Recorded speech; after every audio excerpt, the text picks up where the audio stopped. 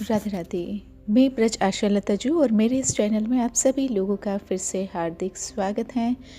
तो आज की स्पीच, जिस शरीर से आसक्त हो उसके रहस्य को समझिए, जीवन में आनंद प्रदान करने वाली सार बात। तो आज की ये पूरी स्पीच भी मुझे इतनी इम्पोर्टेंट समझ में आई कि इसमें से कोई भी चीज़ स्किप करने का तो भी मन नहीं किया।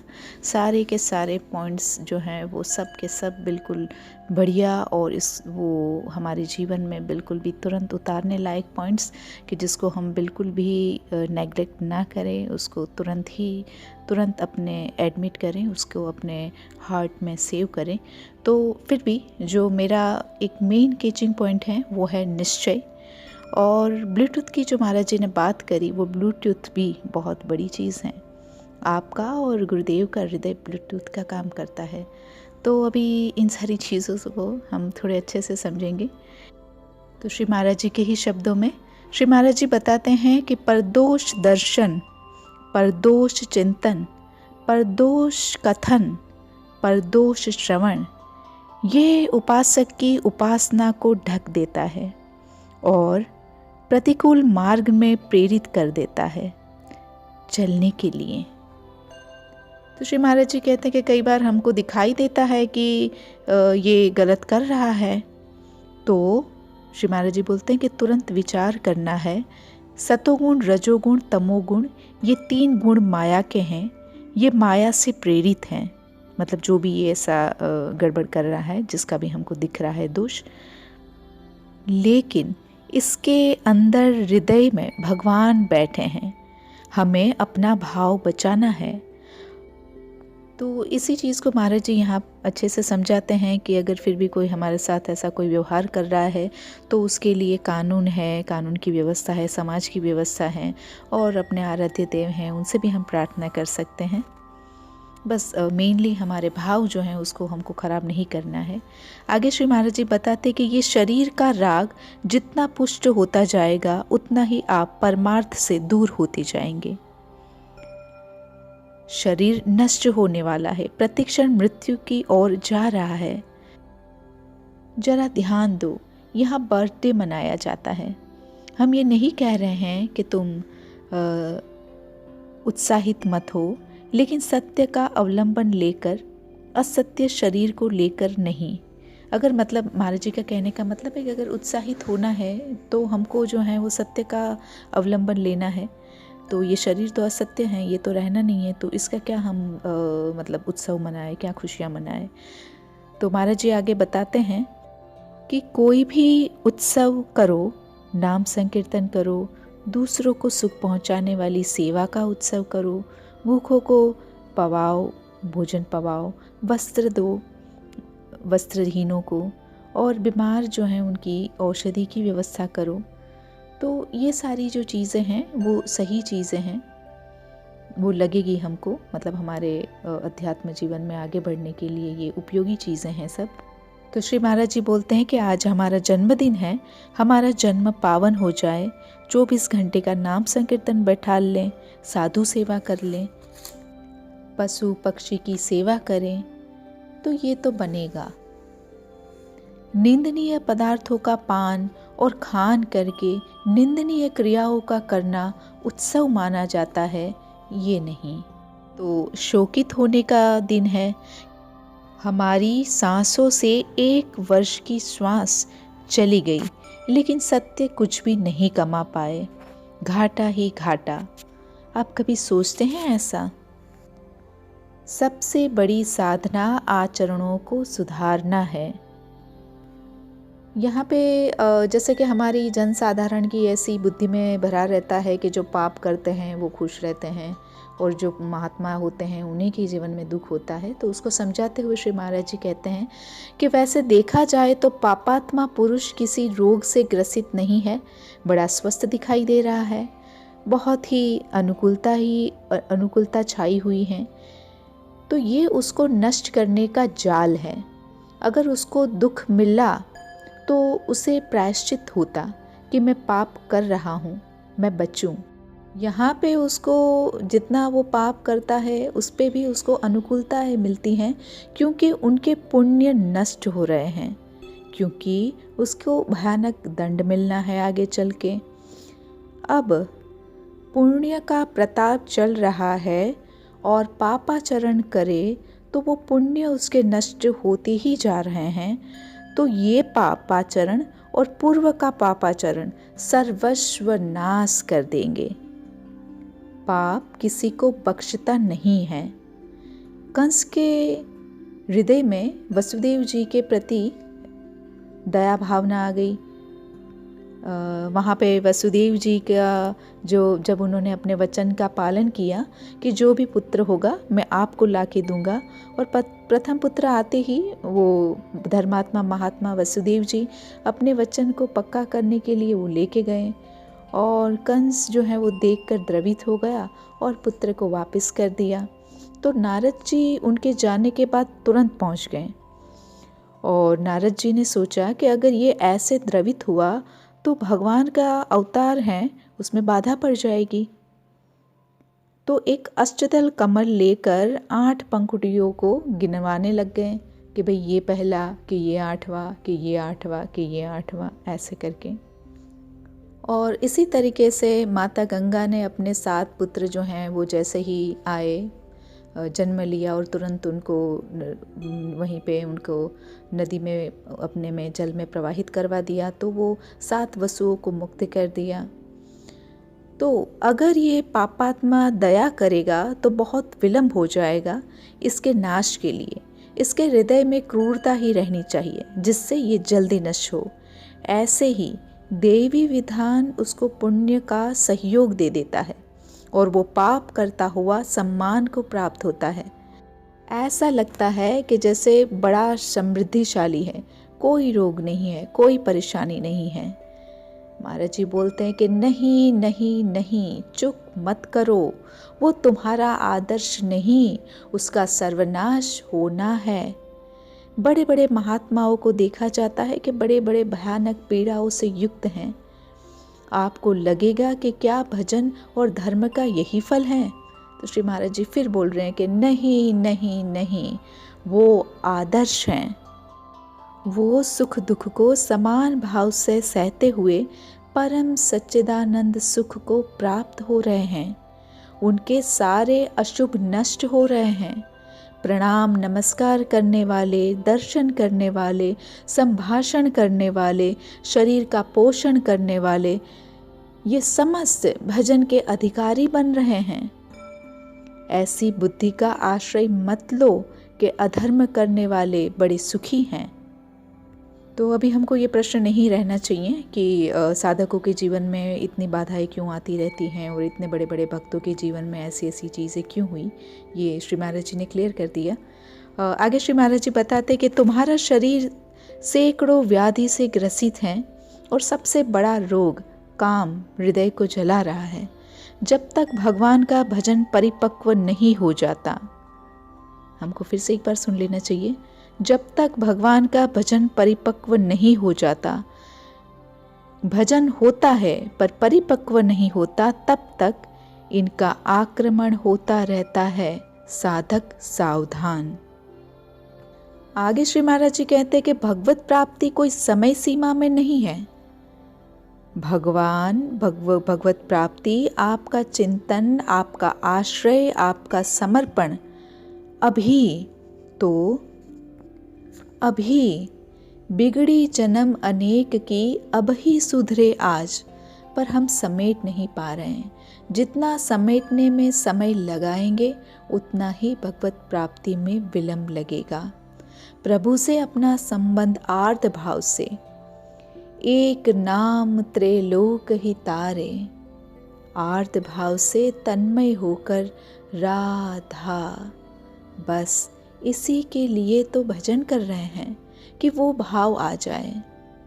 ये शरीर रहे ना रहे, तुम इतनी बात पकड़ लो कि अब जितनी श्वासें हैं हरि शरणम, ये भगवत चरणारविंद में व्यतीत होंगी तो आनंद को प्राप्त हो जाओगे। तो श्री महाराज जी आगे बताते कि ये तुम्हारे अंदर निष्ठा कैसे आएगी कि आज से मैं नियम लेता हूँ कि मैं प्रभु का हूँ और अब जितनी सांसें हैं प्रभु का भजन करूँगा। बोले वृंदावन आ जाओ। वृंदावन तुम्हें रसिकों का संग प्रदान करेगा, वो तुम्हारे हृदय में निष्ठा पैदा करवा देगा। ये सामर्थ्य रसिक महापुरुष में ही होती हैं। अनेक जन्मों की बिगड़ी वृत्तियां हैं, कुछ क्षण के सत्संग में इतना पावर है कि आपके अंदर आने लगेगा कि आज से नहीं करूँगा, अब नहीं करूँगा, अब मैं सत्संग में ही चलूँगा। आप केवल सत्संग के वचन सुनकर कुमार्गगामी उन दृढ़ बंधनों को तोड़ देते हैं जिनको तोड़ना कठिन है। तो आप सत्संग के प्रभाव से इसको यानी कि अपने शरीर को भी छोड़ सकते हैं, यानी कि शरीर के राग को भी छोड़ सकते हैं। भगवान के वचन है, समस्त संगों से असंग करके भगवान के प्रेम रंग में रंग देता है सत्संग। श्रीपाद भी कह रहे हैं और हरिराम व्यास जी भी कह रहे हैं, वृंदावन को वास करी छाड़ी जगत की आस, व्यास सु रसिकन हिल मिले वह नव जन्म प्रकाश। भाई, तुम्हें कभी वृंदावन आने का सौभाग्य मिला, वृंदावन वास करने का सौभाग्य मिला, दिन 2 दिन 4 दिन, अगर यहाँ 3 रात्रि वास करके तो आवागमन चक्र से मुक्त होने की नींव रख दी, दुर्गति नहीं हो सकती फिर। अहो भाग्य जिनको वास मिला है, बड़ी महिमा है वृंदावन की। तो श्री महाराज जी आगे कहते हैं कि खास बात समझनी है, हमारे हृदय में एक आशा है कि जगत के लोगों से, भोगों से हमें सुख मिल जाएगा। नहीं मिलेगा, देख लो, सब करके देख लो। जन्म के जन्म नष्ट हो गए, सुख नहीं मिला। सुख मिलने का मतलब है कि संसार के चिंतन रहित हृदय का हो जाना। जैसे जो हमें चाहिए वो अगर हमको मिल गया तो अब हमको तृप्ति हो जानी चाहिए, पर ऐसा सुख तो कोई नहीं है। पिंगला जी का दृष्टांत दिया जा रहा है कि दत्तात्रेय जी ने उनको गुरु बनाया, इतना महामहिम उसका संकल्प बना, उनका निश्चय बना कि हरिवंश महाप्रभु ने रस ग्रंथ चतुराशी जी में उसका उदाहरण दिया। यह जो एक मन बहुत ठोर करी। क्या किया पिंगला ने, जो जिससे कि उनका उदाहरण दिया गया, महाप्रभु ने स्वयं उनका उदाहरण दिया। तो साधक बहुत वर्षों में नहीं कर पाता निश्चय, वैसा निश्चय उसने लिया। आज से मैं किसी भी पुरुष की तरफ नहीं देखूंगी, आज से मैं अपने हृदय में विराजमान भगवान से ही संतुष्ट रहूंगी। अब वो हमारे जीवन को चलाएंगे। वहीं पे भगवान दत्तात्रेय ने उनको अपना गुरु बना लिया। तो श्री महाराज जी कहते हैं कि निश्चय ही भगवत प्राप्ति करवाता है, ये बात समझ लो। छाड़ी जगत की आस, ये आशा नहीं छूटती, क्या करें। हरिराम व्यास जी कहते हैं कि तुम्हारा नया जन्म हो जाएगा यदि किसी रसिक महापुरुष से अपना हृदय मिला लो। यानी कि जैसी आज्ञा होगी, आपके लिए जो दिनचर्या मिली है, जो कर्तव्य कर्म मिला है, आप उसमें रत रहिए, नाम स्मरण करते रहिए। और श्री महाराज जी बताते हैं, और भगवान के प्रेमी महात्मा जिसके जीवन में आ गए वो उसका अंतिम जन्म होता है। अब निश्चय में बड़ा ही सामर्थ्य होता है, इसके लिए श्री महाराज जी एक और दृष्टांत सुनाते हैं, वो चोर वाला जो धन चुरा के भागता है। और फिर हरिवंश महाप्रभु जी के पुत्र वनचंद जी और इनके शिष्य चतुर्भुज जी अपने प्रचार प्रसार की सेवा में एक मंडली में अपना सत्संग कर रहे थे, तो वो चोर वहाँ पे जाके बैठ जाता है। और फिर उसको ज़्यादा तो कुछ समझ में नहीं आया, पर एक चीज़ उसने पकड़ ली कि जो भगवत प्रेमी महात्मा की शरणागति स्वीकार कर ले, प्रियालाल के नाम मंत्र में चित्त को लगाता है, उसका नया जन्म हो जाता है। उसके सारे पाप नष्ट हो जाते हैं, यदि पुनः न करे तो उसने सुन लिया और फिर उसको तो ये पक्का विश्वास हो गया। फिर सत्संग के बाद वो पहुंचता है चतुर्भुज जी के पास और उनसे बताता है, प्रार्थना करता है कि मैं आगे से, मैंने तो हिंसाएं भी की हैं, हत्याएं भी की हैं, पर मैं आगे से ऐसा कोई कर्म नहीं करूँगा और क्या मेरा नया जन्म हो जाएगा। तो उनके लिए कोई नियम नहीं बनाया चतुर्भुज दास जी ने और तुरंत ही उनको जो है वो दीक्षा दे दी, है ना, जो भी नियम है इस तरीके से दीक्षा के, उस हिसाब से कंठी माला वगैरह से। तो यहाँ पे चतुर्भुज जी प्रचार प्रसार में थे और माला, झोली, कंठी सब थी उनके पास। तो उसी समय कंठी बांध दी, मंत्र और नाम वगैरह है वो बता दिया। अब वो चोर जो है वो सुबह अपना द्वादश तिलक वगैरह सब करके, तो सैनिकों ने पकड़ लिया कि ये तो वही हैं। तो वो बोल रहा है चोर कि मैंने इस जन्म में कोई चोरी नहीं की है। तो अब सत्य को उस समय स्थापित करने के लिए, अभी ये सारी स्टोरी तो आप जानते ही हैं, पर शॉर्ट में जल्दी से हम इसको ले लें ताकि हमारा यहाँ से जो है वो पॉइंट्स की ओर हम आगे बढ़ सकें।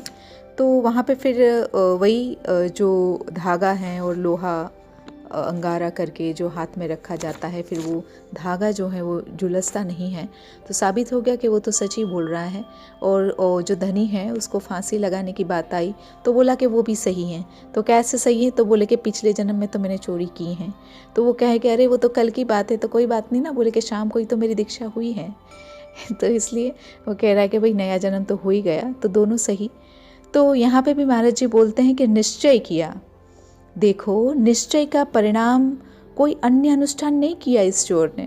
गुरुदेव का वरण किया और निश्चय किया कि जो गुरुदेव कह रहे हैं वो सत्य हैं, तो प्रमाणित भी कर दिया कि सत्य हैं, सारे पाप नष्ट हो जाते हैं।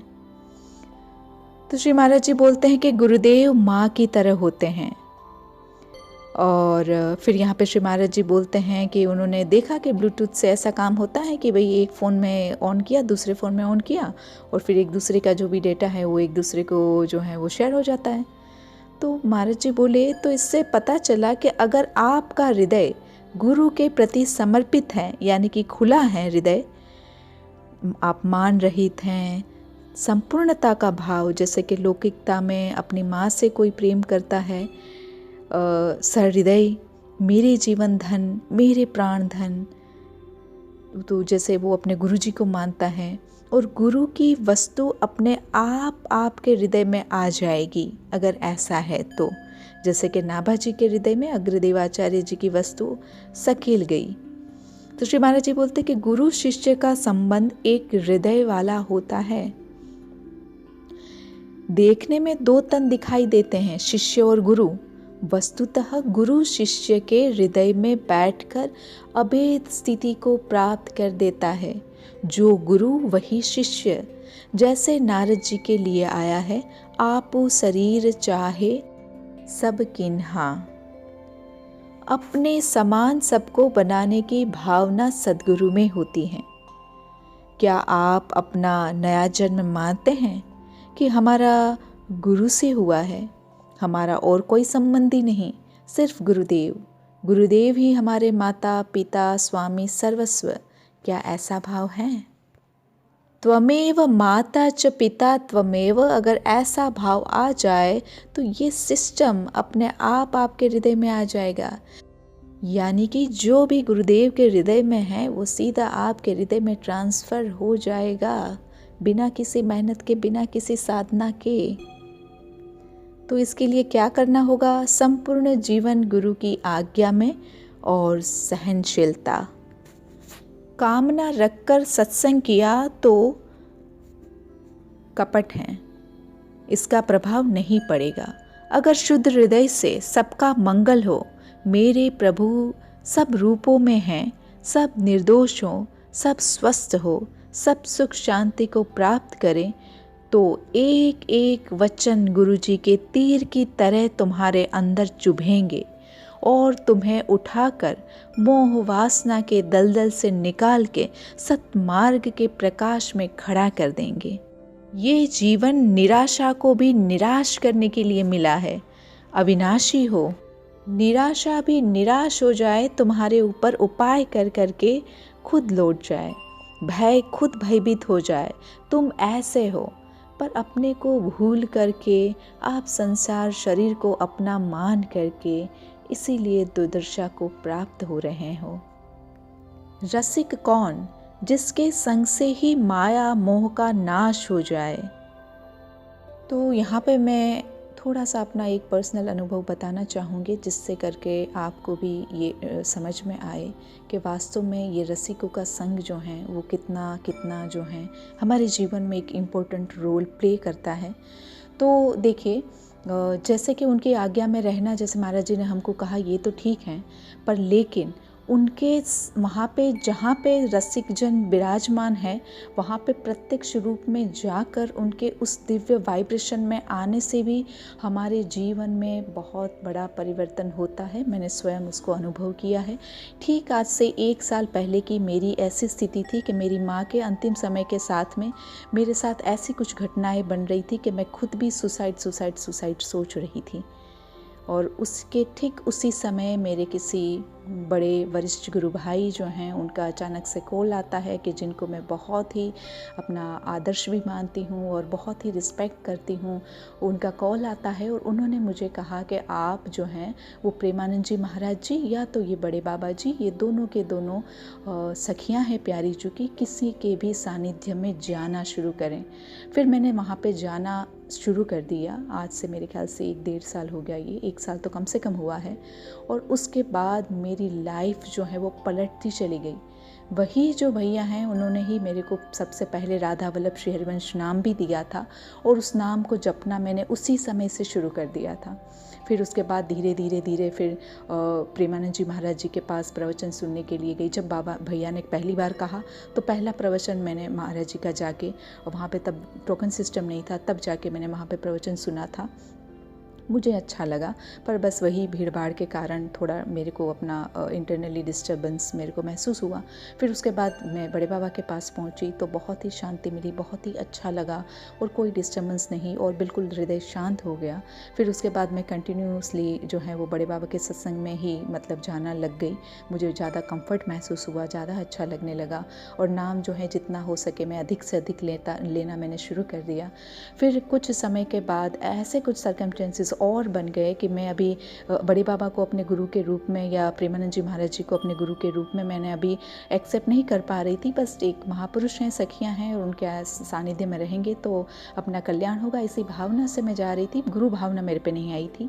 पर जैसे ही जो ये घटना मेरे सामने हुई, वो शायद मैंने बता दिया है इंट्रोड्यूस की फर्स्ट सीरीज़ में, कि कुछ मेरी गुरु बहनें मेरे ही जहाँ पे मैं रहती थी उसी बिल्डिंग में मेरे ही सामने के फ्लैट में आती हैं, और उनका कुछ ऐसा व्यवहार मैंने देखा जो 20 साल गुरुजी की सेवा में रही हैं, और उसके बाद भी जो हैं उनका वो नेचर मुझे कुछ समझ में नहीं आया। मुझे लगा कि ये कमी है, तो ये कमी इसी कारण है कि महाराज जी आज कृपालु जी महाराज का प्रत्यक्ष सानिध्य, प्रत्यक्ष जो है वो हाथ हमारे सिर पे नहीं है। वो अगर आज हम गलत होते तो हमको बताने के लिए नहीं है, इसीलिए हमारे सबकी जो बुद्धियाँ हैं वो सिर चढ़कर मतलब बेकाबू होके, उच्छृंखल होके अपनी मनमानी कर रही हैं, और हम इसको भी अपनी एक अच्छी साधना अवस्था मानकर हम फूले नहीं समा रहे हैं।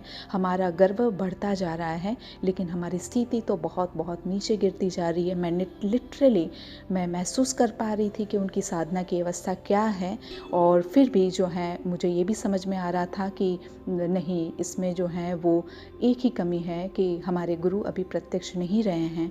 तो मुझे तुरंत, मैं उस समय बिल्कुल एंग्जाइटी में आ चुकी थी। मुझे लगता था कि मैं अगर ऐसी हो जाऊंगी तो मेरा तो जीवन बर्बाद। तो मैंने फिर ये इतना समय जो ये कुछ किया, ये सब 0/100 हो जाएगा। मेरे महाराज जी की कृपा, मतलब मेरे कृपालु जी महाराज जी की कृपा जो आज तक मेरे ऊपर हुई, वो सब ज़ीरो हो जाएंगी, क्योंकि मैं भी ऐसे ही हूँ, मैं भी स्वतंत्र मिजाज की हूँ, और मैं भी ऐसा कर लूँगी कल को, और मेरा पतन हो जाएगा और मुझे पता ही नहीं चलेगा। पतन हो भी रहा है तो भी मुझे नहीं पता चलेगा। इसलिए मुझे मेरा गुरु ऐसा चाहिए कि जो मेरे सिर पर है, जिसका मुझे डर हो कि आज अगर मैं कहीं गलत चल रही हूँ तो मुझे अंदर से ये रियलाइज़ हो कि मैं गुरु के पास में जाऊँगी तो मैं क्या मुँह दिखाऊँगी। मेरे को ये भय होना चाहिए मेरे अंदर, और तुरंत जाके मैं पूरा पागलों की तरह रहा कि मैं कहाँ भाग जाऊँ, कैसे हो जाऊँ। मैंने एक और गुरु बहन से, पुरानी गुरु बहन से बात करी, तो मैंने कहा दीदी मुझे तो ऐसा लग रहा है कि मैं भाग के चली जाऊँ बड़े बाबा के शरणों में और मुझे कुछ समझ में नहीं आ रहा है। तो वो बोले कि बिल्कुल जाओ। तो वो बिल्कुल भी, वो भी बहुत ही ज़्यादा शरणागत हो चुके। आज तो वो श्री महाराज जी से, प्रेमानंद जी महाराज जी से दीक्षा ले चुकी, और तब उसने मुझे बहुत ही इंस्पायर कर दिया और मैं भी फिर बढ़ गई। मैं गई बाबा के पास में।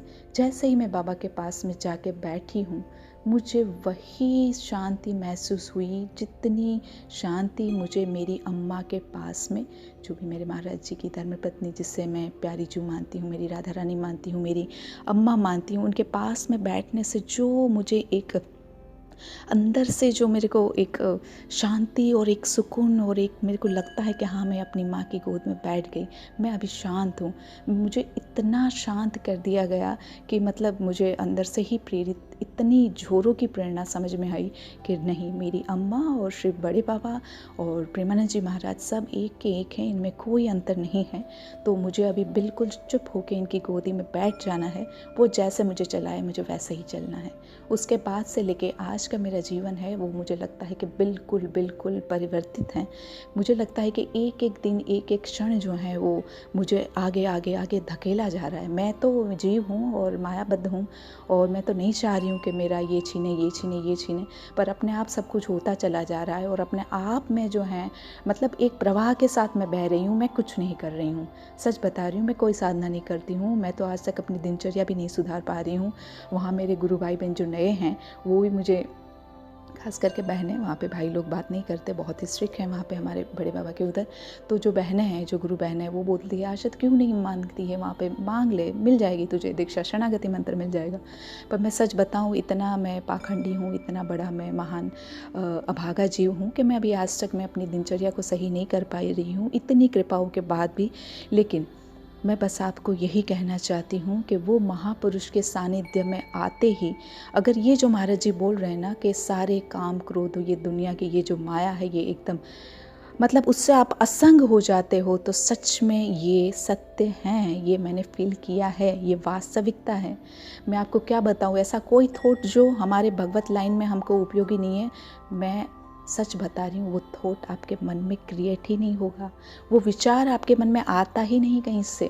आपके मन में हर दिन हर समय यही विचार आएगा, मैं क्या कर लूँ, क्या कर लूँ, क्या कर लूँ, कि जल्दी से जल्दी मैं प्रियाजू की सेवा में, जल्दी से जल्दी मैं बड़े बाबा के पास में, जल्दी से जल्दी मैं बड़े बाबा को खुश कर दूँ। बस यही सब आता रहेगा। तो देखिए, इसमें कोई मेरा खुद का कोई प्रभाव नहीं है। एक साधक की दृष्टिकोण से जो साधक को करना चाहिए, मैं 0/100 हूँ, मैं कुछ नहीं करती हूँ। सबसे बड़ा पाखंडी, सबसे बड़ा जो कमीनापन अगर साधना में करता हो तो ये मैं हूँ। पर लेकिन बस मैं आपको ये कह रही हूँ, पर महापुरुष हम जैसे नीच को भी, अधम को भी चला सकते हैं, और उनको भी जो हैं वो राधा रानी की सखी के रूप में सजा के उनके सामने खड़ा कर सकते हैं। तो ये मैं बिल्कुल देख रही हूँ कि मेरा जीवन किस तरीके से एकदम चेंज होता जा रहा है, और बिल्कुल बागडोर बाबा ने अपने हाथ में ले ली हैं, और मैं बिल्कुल भी एकदम संतुष्टि के साथ अपने मार्ग में आगे बढ़ रही हूँ। तो ये जो महापुरुष का जो संग है, ये सच में है, ये बहुत बड़ी चीज़ है। मैं, और जितने भी लोग मुझे और भी रास्ते में मिलते हैं, क्योंकि अब मैंने प्रचार का काम कर ही लिया है, तो मैं अब भूत सवार है मेरे में प्रचार का, पता नहीं। तो ये बोलता है ना, महाराज जी बोलते हैं कि एक क्रिया करने का वेग है, तो मेरे में ये वेग कहाँ से आ गया है वो पता नहीं। पहले से भी था, उधर भी मनगढ़ में भी मुझे बहुत टोका गया इस चीज़ के लिए। लेकिन तो मेरे को जो भी मिलते जुलते हैं, जो रिक्शा में मिल गए, जो मेरे को चलते फिरते मिल गए, मैं सबको बोलती थी हूँ कि भाई हाँ, आपको उधर दर्शन नहीं हो, कोई बात नहीं, आप उधर चले जाइए।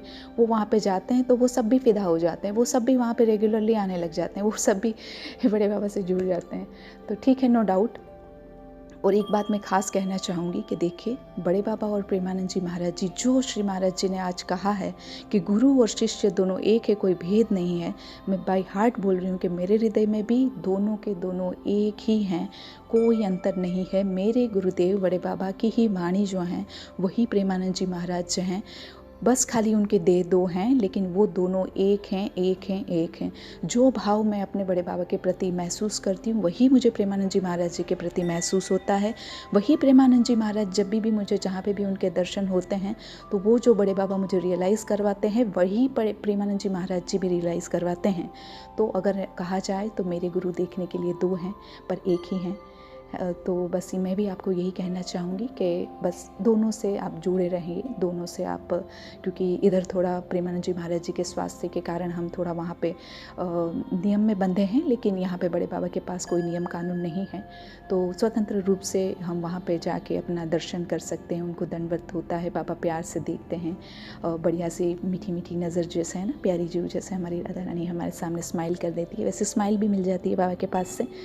तो ये सारे के सारे जो हैं भाई बहुत बहुत हम सब लोगों के अहोभाग्य हैं कि हमको ये सब प्राप्त हो रहा है उनकी ही कृपा से। तो इसको उसको हम यूटिलाइज़ करें, है ना। यूटिलाइज़ कैसे होगा, वो जो कह रहे हैं उसको अपने तन मन धन से, भले ही मैं खुद ही नहीं कर पा रही हूँ पर लेकिन बस कोशिश करते रहें। वो माँ है ना, वो खाली कोशिश देखते हैं, वो देखते नहीं कि तुमने कितना कर डाला, ठीक है, तुमने कितना भजन कर डाला, तुमने कितनी साधना कर डाली, वो कर डालने पर उनका कोई ध्यान नहीं है भाई। वो तुम कितना प्रयास अपने दिलो जान से कर रहे हो, उस प्रयास को, उस एफर्ट्स को वो सही करने की सामर्थ्य वही दे देंगे और वही कर देंगे। बस आपको थोड़ा सा प्रयास करने की खाली हिम्मत करनी है और कुछ नहीं करनी है। तो मैं भी वैसे ही हूँ, हम सब एक ही हैं। बस ये चर्चा इसलिए कि इससे जो मुझे फ़ायदा हो रहा है आपको भी हो, और हम सब मिलके जल्दी से जल्दी, हमारी एक ही युथेश्वरी हैं बड़े बाबा, और मेनली तो हमारे महाप्रभु जी, हमारे हित सजनी जी, और हम सब उनकी ही युथ में आने वाली सखियाँ हैं। तो हम सबको मिलके वहीं पे जाना है। तो जितना हमारा संग, जितना हमारा यूथ बड़ा हो जाएगा, उतने ही हमारे गुरुदेव जो हैं वो खुश हो जाएंगे। तो बस उनकी ये खुशी के लिए ही हम जी रहे हैं, मर रहे हैं। तो इसी के साथ आज के इस मेरे पॉइंट्स पे मैं विराम दूंगी। कुछ थोड़ा बहुत जो हैं वो आप और भी सुन लीजिएगा, क्योंकि ये पूरा प्रवचन बहुत ही इम्पोर्टेंट है, इसको बार बार सुनना भी मुझे लगता है कि बहुत आवश्यक है। तो ये भी आप कर लीजिएगा। तो स्पीच को, इस ये जो लेक्चर हैं, ये जो सीरीज़ हैं, उसको हम लंबा ना करें और यहीं पे इसको विराम देते हैं। तो thank you so much. Radha Vallabh Shri Harivansh.